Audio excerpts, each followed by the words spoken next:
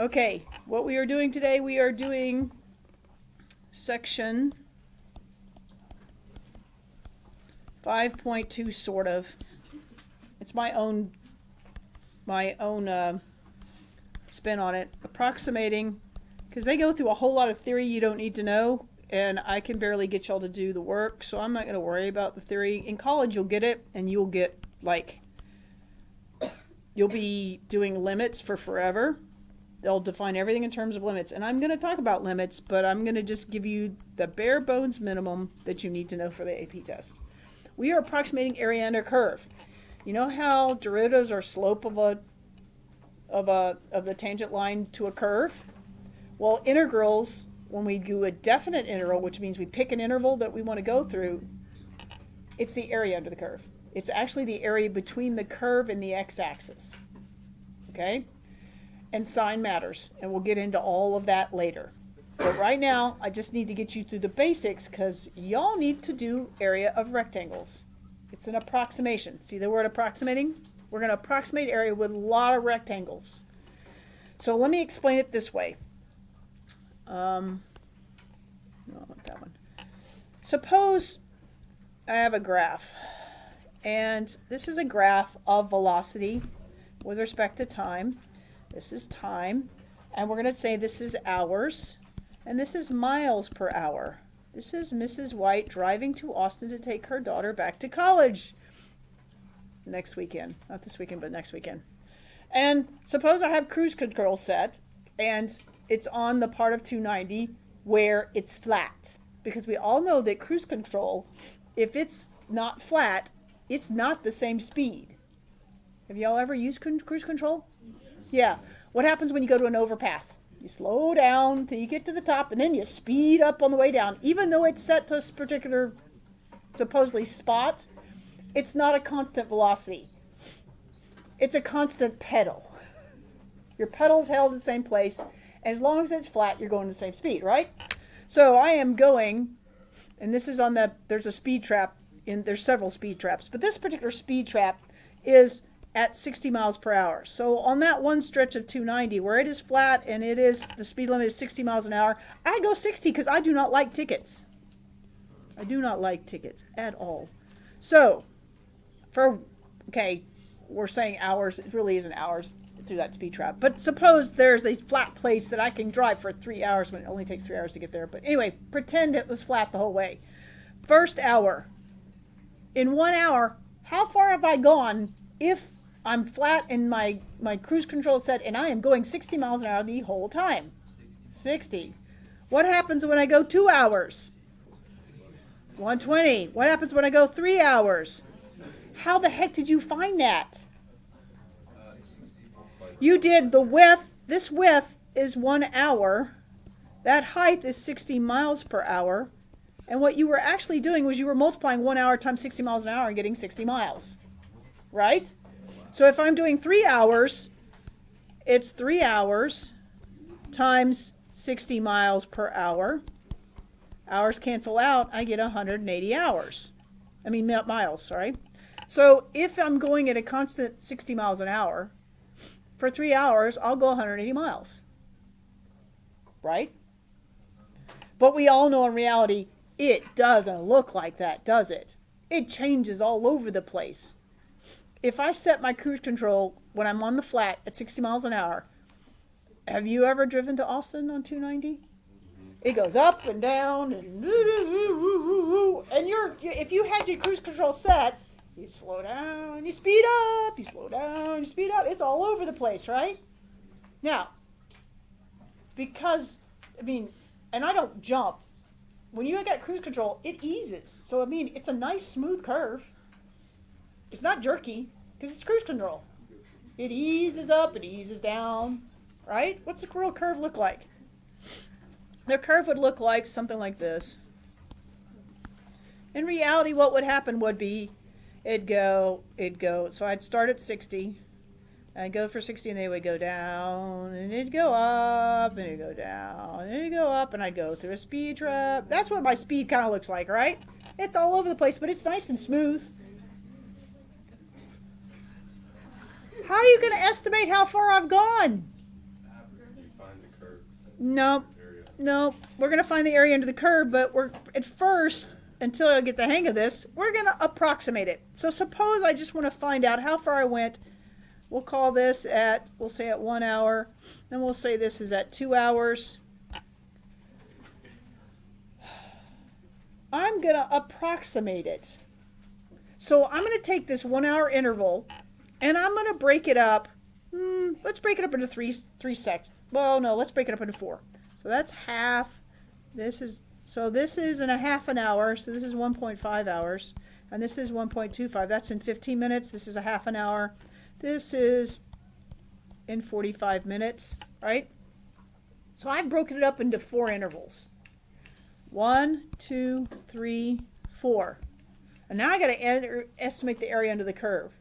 Well, there's a really accurate way, but we're not going to get there till the very end. Right now, we're going to do something really crude, rude, and socially acceptable. We're going to approximate using something that just looks horrible, but we're going to get an estimate, okay? We're going to make rectangles.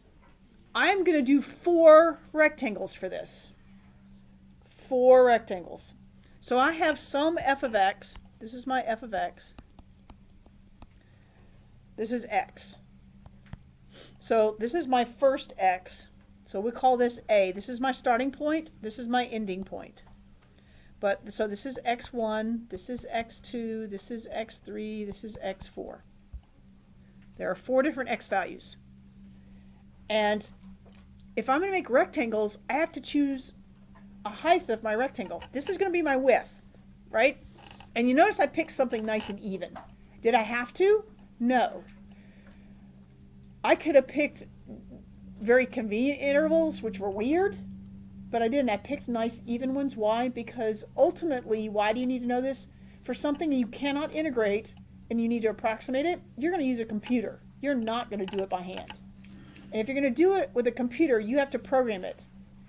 To program it, I want nice even increments because I want it to do we called it do loops. It's when you take it and you start at a place and you say, okay, now add 15 minutes and add 15 minutes and add 15 minutes for each cycle, each loop through the program, right? What do y'all call it? It was a do loop for us. What do y'all call it? Or an if then or what? What do you call it?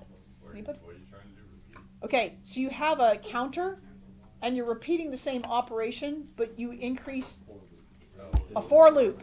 It's a for loop. So I'm going to do this. I'm going to do this calculation for the first rectangle, and I'm going to start at a certain x.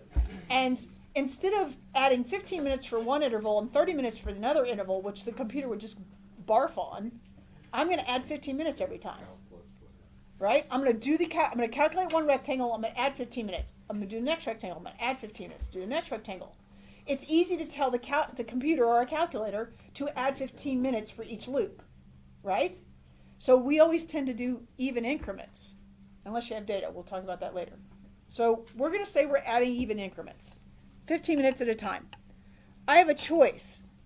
If I want to make a rectangle, I can make a left-hand side. So everybody see that? Oops, let me change colors. See how this is the left-hand side? For this first rectangle, is that the left-hand side? Does everybody know their left-hand side? I'm not joking about this. For my husband, I always have to say, no, your other left. Okay, so is that left hand? For this one, for the rectangle 2, is this the left hand? For rectangle 3, is this the left hand? And for rectangle 4, is this the left hand? That's a left-hand sum. So if we're doing a left hand, for a left-hand sum, like so, this is x, so this is the x1. So I'm going to erase, hang on, I'm going to erase these. So we got delta x, right? This is our delta x. Our delta x is equal to 0.25 for each one of those. So for the left-hand sum, this is the first one. This is the second. Oops, didn't change to red. This is the second one. Oh, it's still not to red. Why is it not? It's not loving me. Here we go. This is the second one. This is the third one. This is the fourth one, right? Okay, what's the height of my rectangle? For my left-hand one, it's this height right here, which that's the function evaluated at x of 1, isn't it? If there's some function that describes how this changes, that would be f. So this height is f of x2. And that one's f of x3. And this is f of x4. So if you know the height of the rectangle and the width of the rectangle, can you find the area of the rectangle? And if you can find one rectangle, can you find 4 rectangles? And if you can add up all of them, do you have an approximation for the area? It's not a great one, but isn't it an approximation? Yeah? Okay. Well, what other way could we do this? We could do a right-hand sum. Right-hand. If I do a right-hand sum, that means I'm going to start on the right-hand side of the first one. So that means this is x1. This is the right hand of the second one. This is the right hand of the third one. And this is the right hand of the fourth one. Oops, let me write it next to everybody else.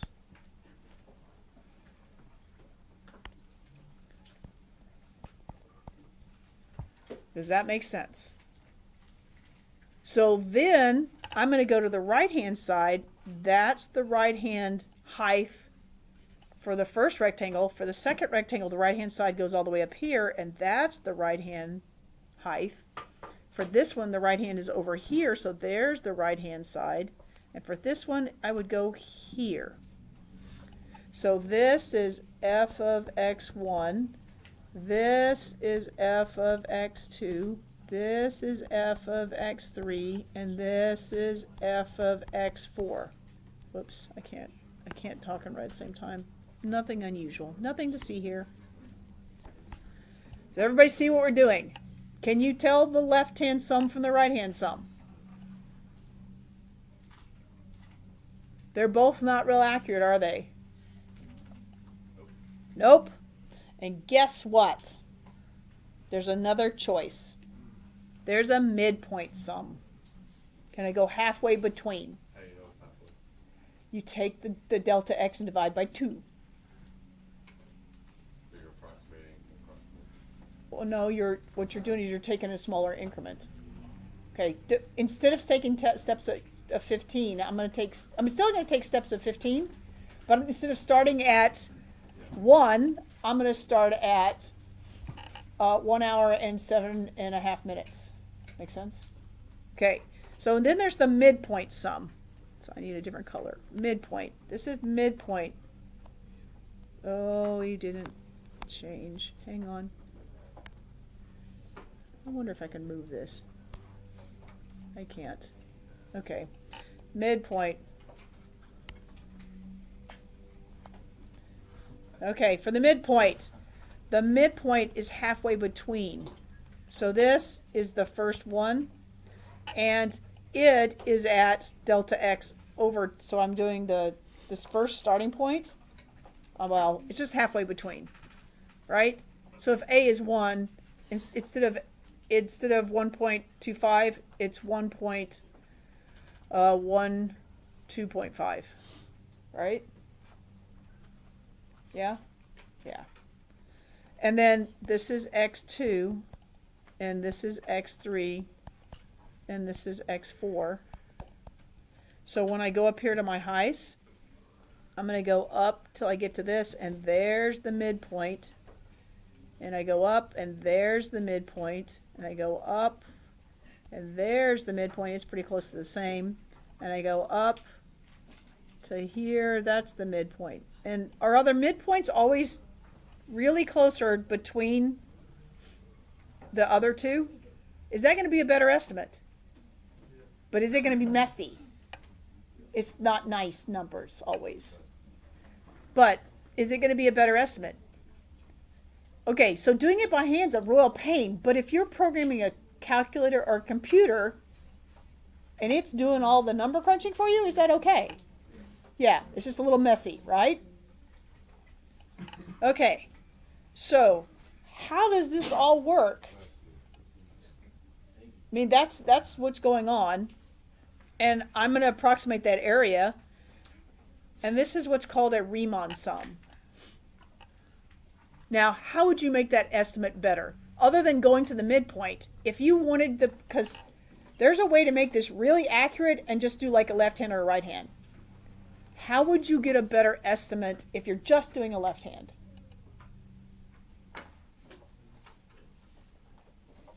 Anybody got an idea? How could I make this better if I was just doing left hand sums?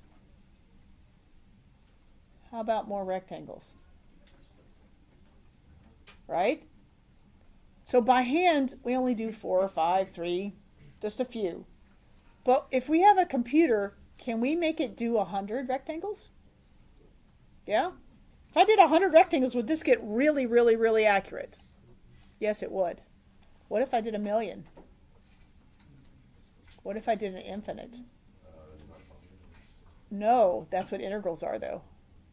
Oh. Do we know any process where we could do that? Perhaps a limit process? We'll get to that tomorrow. All right. So, seriously, that's what integration is. If I take the limit as the number of rectangles as it goes to infinity, will I be essentially coloring underneath the curve? Shh, I'm not done. So that's what integration is. Integration is the limit on this as the number of rectangles goes to infinity, or another way to think about it, your delta x goes to infinitely small, like 0. When you make your widths of your rectangle infinitely small, will you be coloring under it and will you get an exact area? Yes, but we have to learn to approximate because it's all over the flippin' AP test, and it is the theory behind integration. Finding area in a curve is easy. Understanding the theory is hard. So y'all are going to be doing rectangles. So first off, before we even start this, we have to learn to do what are called Riemann sums. All right, so here's the way it works. They're not going to give you A and B. Well, they're going to give you A and B. They're not going to tell you what these increments are. You're going to have to find delta x, but it's real simple. Here's the way it works. So if I want delta x, because remember I just picked a delta x, in reality what I did was they're going to tell you what the interval is. They're going to tell you the interval is from 1 to 2, but the formula is b minus a.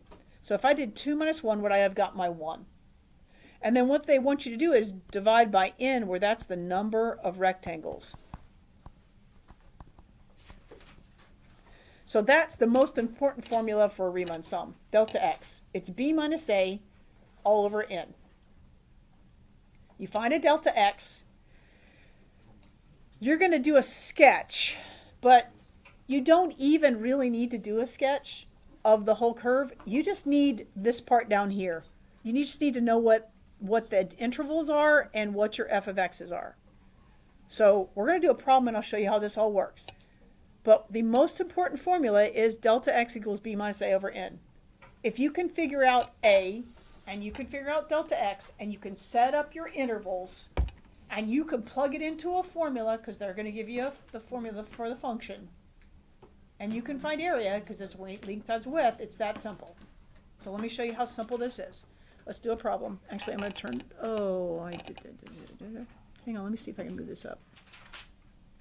Oh well. Going to this page. So this is our first example.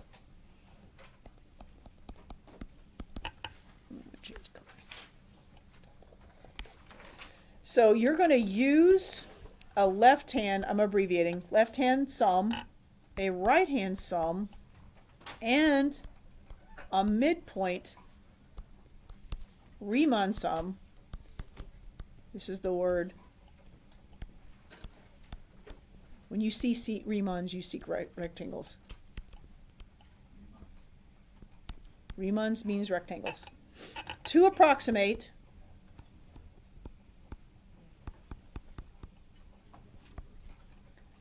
the area under the curve,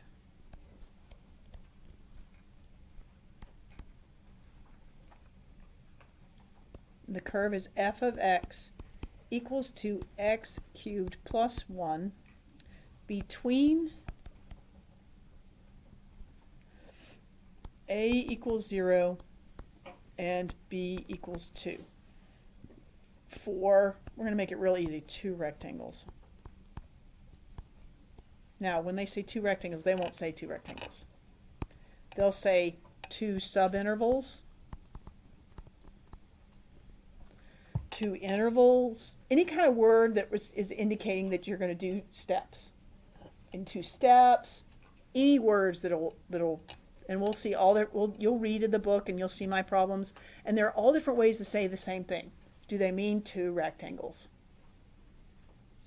So whenever you read the problems, you're looking for, when you're doing an area under the curve, you're looking for, do they want you to do left hand, right hand, or midpoint, or all three? What is my starting point? What is my ending point? And how many rectangles do I need to do? And you're looking for the words that tell you how many rectangles. And it's really clear. They just use different words to say it. So first thing, what was the only formula I said you really needed to know? Delta x. Delta x equals, what is b? 2. What is a? 0. What is the number of rectangles? 2. So what is my delta x? It's going to be 1. That's the most important step. It really is. I know what x cubed plus 1 looks like. You know the cubic function? You shifted it up 1, right? And I'm only going from 0 to 1. 0 to 2. So that shouldn't be too hard, should it? No. So let's draw a sketch. It just needs to be, it doesn't need to be artistic. It doesn't need to be a Monet. But please don't do a Picasso either. It needs to be something that you can tell what it is. So I'm going to call this 1. Okay? Actually, and I'm just making this up. It doesn't have to be to scale. Actually, get rid of the scale. You don't even need a scale. Don't do a scale. You're doing a sketch. Do we all agree that it's concave? Oh, I didn't mean to do that. It's okay. It's not a big deal. Do we all agree that it's going to be concave up? Right? So I'm starting somewhere on the y-axis and I'm curving up. Yes? Like so? So that's f of x equals to x cubed plus 1. I'm going to say this is 1 and this is 2. So I have 2 subintervals, right? Because my delta x is 1. Everyone agree? This delta x equals 1. This delta x. Am I going to pick, and that was the one thing that should have been in here, for 2 even subintervals. That's telling you it's the same delta x. But if they don't tell you otherwise, are you going to pick the same delta x to make your life easier? Yeah, but they usually tell you. Okay, so let's do left hand. I'm going to choose blue to be my left hand. So here's left hand. Do we all agree that left hand, this is x1 and this is x2? I only need 2 of them, right? I have 2 rectangles, I have 2 x's. I go up here, I go across. So for my first rectangle and second rectangle, for my first rectangle, that height is f of x1, yes? This height of the second rectangle is f of x2. Agreed? Yeah. So over here, we're going to do area is going to be equal to, is my delta x the same for both rectangles? So if we do width times height, it's going to be a 1 for the width, and then is it going to be f of, what is my x1 at? It's at 0, right? Plus 1 times f of, what's my x2? 1. That was easy. Right? That's straightforward. Can you find rectangles? Sure you can. Okay, now we're going to do right hand. For my right hand sum, go to the first rectangle, go to the right side, go across. Go to the second rectangle, go to the side, go across. Looking at this one, which is between left hand and right hand is going to underestimate your area? Left. What's going to overestimate? The right. If it's increasing, meaning it's going up from left to right, the left hand's going to be underestimate, the right hand's going to be overestimate. What if it's going down? Decreasing. Opposite. Are those the kind of questions they're going to ask you in the AP test? Why don't you just do the middle? We're going to do a middle in a minute. Yeah, but no, Josh, because you're going to do what they say to do. They said do left hand, right hand, and midpoint on the problem. So we got to do them all. So for right hand, do I start here on the right hand? Is that the right hand side? of the first rectangle? No. Here's x1 and here's x2, right? So this area, it's still a width of 1, but now I'm doing f of 1 plus 1 times f of 2. Do you see how the game is played? Uh-huh. Well, now let's do a midpoint. Here's the midpoint right there. So it's halfway. Oh, look, it's working out ever so nicely. It's right in the middle, isn't it? So if we do the midpoint, halfway between, that's x1. And what is x1 equal to? What's halfway between 0 and 1? And then what's halfway between 1 and 2? 3/2. I much prefer fractions, but you can do 1.5 if you want. Good luck with multiplying that and plugging it in. Do you need the fractions? I'm sorry. You may like decimals, but you need fractions to actually do math. Yeah, it helps. All right, so the area for the midpoint is going to be 1 times f of 1/2 plus 1 times f of 3/2.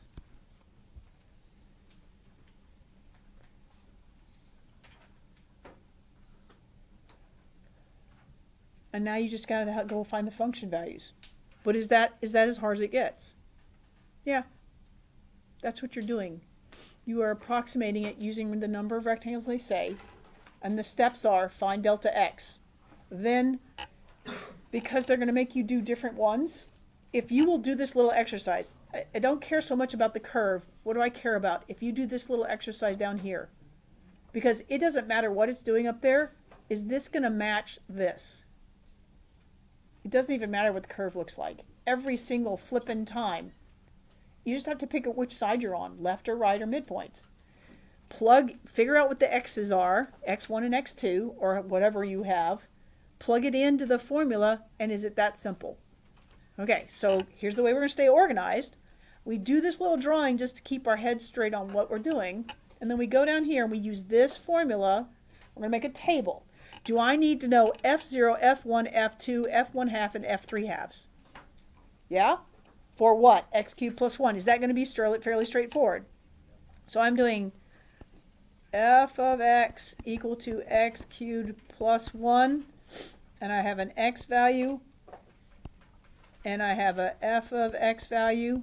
And I want 0. And I want 1/2.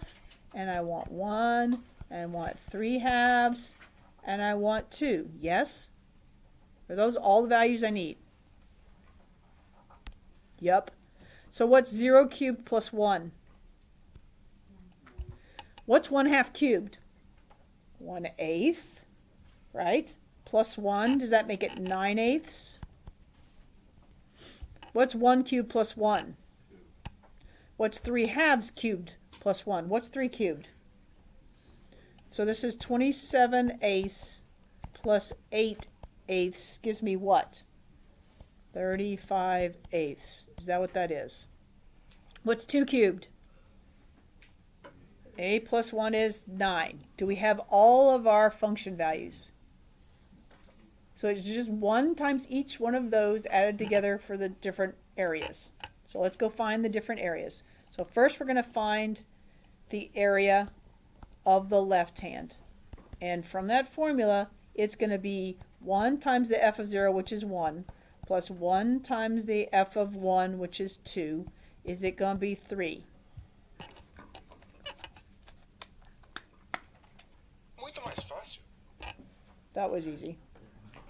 I'll translate for you. That was pretty bad. That was pretty bad. That wasn't horrible. That wasn't bad. That was easy. Okay, let's do the area of the right hand.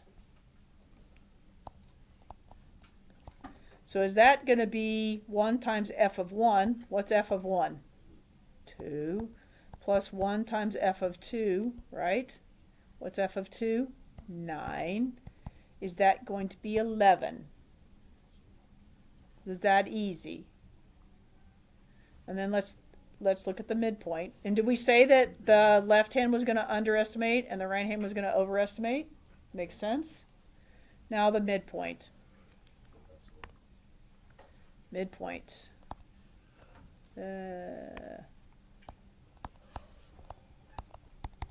It's going to be 1 times the half, which is 9/8, plus 1 times 3 halves, which is the 3 halves f of x, which is 35 eighths.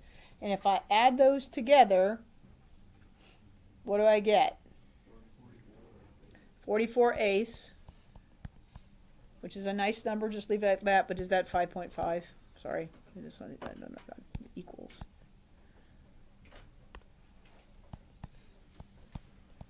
Just so you know. Because if I divide it by 4, I get 11 over 2, right? And half of 11 is 5.5. That wasn't bad, was it? I kid you not. You are guaranteed to have Riemann sums on the AP test. They are going to be multiple choice, and they're going to be free response. The thing is, what they're going to do with the Riemann sum, it's going to be built into another problem. You're going to have one problem. It's going to be on the calculator section, possibly. And what's going to happen is they're going to make you approximate some quantity that they want to accumulate. And we'll get into that later because that's what area is. And they're going to make you approximate with Riemann sums, and then they're going to come down and say, well, instead the function is this, and they're going to have you integrate.